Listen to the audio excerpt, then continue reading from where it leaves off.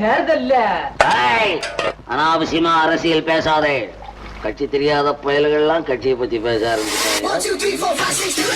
பேசுறான்.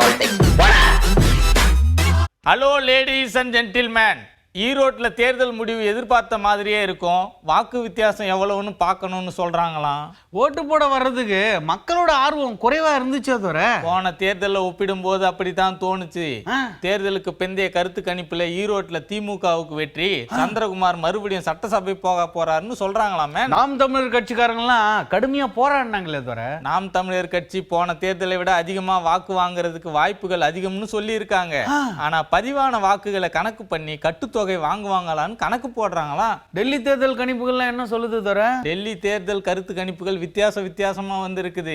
இப்போதைய ஆளுங்கட்சி ஆம் ஆத்மியை தோற்கடிச்சு பாஜக ஆட்சிக்கு வரும்னு சொல்லியிருக்காங்க. மத்தியிலும் பாஜக, மாநிலத்திலும் பாஜக. டெல்லி தேர்தலுக்கு எல்லா தலைவர்களும் கடுமையான பிரச்சாரம் பண்ணாங்களே. தவிர பிரதமர் நரேந்திர மோடி டெல்லியிலே முகாம் போட்டு பிரச்சாரம் பண்ணாரு. மகாராஷ்டிரா தேர்தலுக்கு கூட பிரதமர் இவ்வளவு கூட்டங்களை நடத்தல. அதனால தேர்தல் முடிவுகள் எப்படி இருக்குன்னு எல்லாருமே காத்திருக்காங்களாம். 3 கட்சி போட்டி எல்லாம் ஜெயிக்கணும்னு நினைப்பாங்க. தவிர 2013, 2015, 2020 3 முறை தொடர்ந்து ஹாட்ரிக் வெற்றி பெற்ற ஆம் ஆத்மி கட்சிக்கு இப்போ செல்வாக்கு குறைஞ்சிருக்குதுன்னு சொன்னாங்களாம்.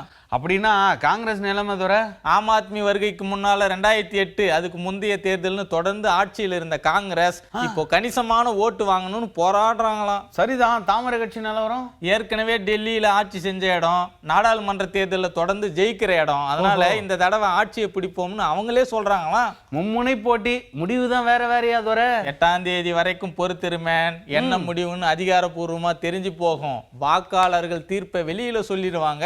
சரிதான். அரசியல்ல இதெல்லாம் சாதாரணமாப்பா.